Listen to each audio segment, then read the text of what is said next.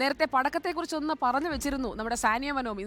നിരവധി സർപ്രൈസുകൾ നിറഞ്ഞതാണ് ഇത്തവണത്തെ മസനഗുഡി വഴി Ooty, helicopter, drone, crackling express, അങ്ങനെ ഉപഭോക്താക്കളെ വിസ്മയത്തിൽ ആറാടിക്കുന്ന ഐറ്റങ്ങളാണ് തയ്യാറായിട്ടുള്ളത്. ക്രിക്കറ്റ് പോലും പടക്കത്തിന്റെ ഐഡിയയായി മാറി എന്നതാണ് ഇത്തവണത്തെ പ്രത്യേകത. കളർഫുള്ളായി വിഷുവിനെ വരവേൽക്കാൻ കോഴിക്കോട് ഐഎൻസ് വേൾഡിലേക്ക് ദീപക് മലയമ്മ പോയി. അവിടെ നിന്നുള്ള റിപ്പോർട്ട് കാണാം.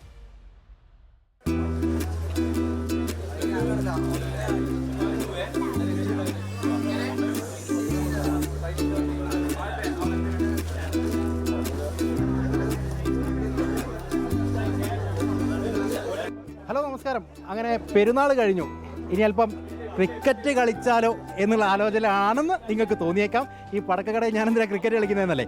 ഇത് ക്രിക്കറ്റ് കളിക്കാനുള്ള ബാറ്റ് അല്ല കേട്ടോ. ശങ്കർ ഭായ്, എന്താ ഇത്?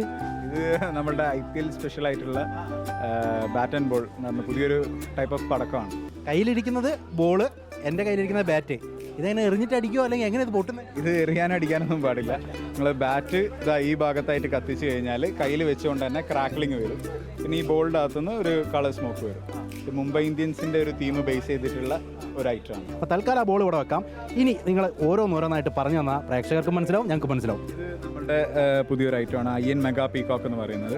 ഇതൊരു സൈഡിൽ ലൈറ്റ് ചെയ്താൽ 5 ഭാഗത്തേക്ക് ഒരു മയിൽ പീലി വിടർത്തുന്നത് പോലെ ഏകദേശം 1 മിനിറ്റോളം കത്തുന്ന ഒരു ടൈപ്പ് ഓഫ് ഫയർ വർക്കാണ്. അതുപോലെ തന്നെയാണിത് സൂപ്പർ ഡ്രോൺ എന്ന് പറയുന്നത്.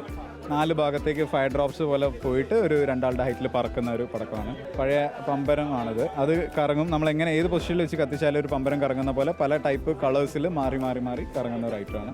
പിന്നെ ക്രാക്ലിംഗ് എക്സ്പ്രസ് എന്ന് പറയുന്നത് ഒരു ടൈപ്പ് ഓഫ് ക്രാക്ലിംഗ് വരുന്ന കുട്ടികൾക്കൊക്കെ യൂസ് ചെയ്യാവുന്ന ഒരു ടൈപ്പ് ഓഫ് ഐറ്റം. പിന്നെ അതാ ഇത് ലോട്ടസ്. ഇത് മേശപ്പൂവും ചക്രം കൂടി ഒന്നിൽ വന്ന ഐറ്റമാണ്.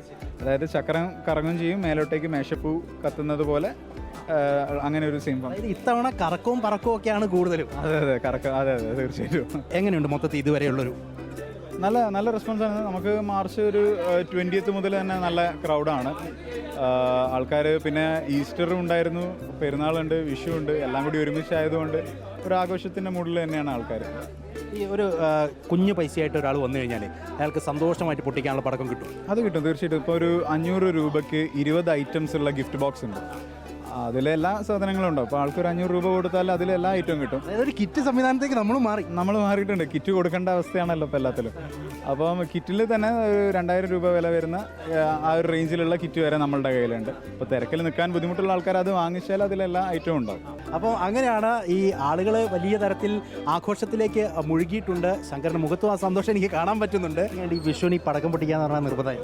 അല്ല, നിർബന്ധമൊന്നുമില്ല. ഒരു തിരക്ക് കണ്ടപ്പോൾ അങ്ങ് കയറിയെന്നുള്ളൂ. പിള്ളേരൊക്കെ വലുതായി, ഇനിയിപ്പോൾ അവർ പൊട്ടിച്ചു കൊടുക്കും. അതെ, വിഷു എന്ന് പറഞ്ഞാൽ ആഘോഷം തന്നെയാണ്. വർഷത്തിലൊരിക്കലല്ലേ ഉള്ളൂ. ചേട്ടാ, അവന് ആവശ്യമുള്ളതൊക്കെ വാങ്ങിച്ചോ? എല്ലാം വാങ്ങിച്ചു. ഈ കളർഫുൾ ഐറ്റംസ് ആണോ അല്ലെങ്കിൽ നന്നായി പൊട്ടുന്ന ഐറ്റം? കളർഫുൾ ഐറ്റംസ് മൊത്തം.